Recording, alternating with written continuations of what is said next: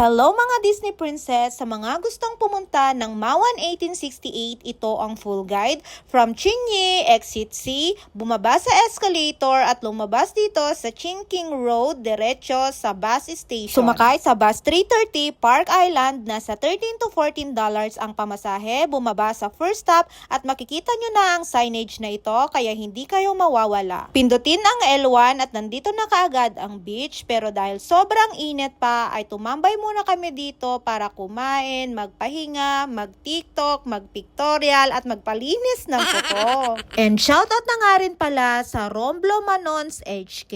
So turn right lang tayo mga Disney Princess, makikita na ninyo ang Noah's Ark. Turn right at diretso yun lang ito. Turn left kayo dito, tawid, tapos diretso at makikita nyo na ang Mawan's Park. At dumiretso lang kayo dito guys, lakad-lakad hanggang sa marating nyo ang gate na ito. Turn right lang kayo dito, diretso at makikita nyo ang signage na ito. Pasok kayo dito, dire-diretso, lakad-lakad hanggang sa matanaw nyo ang makukulay na Mawan 1868. Enjoy at magbaon ng tubig!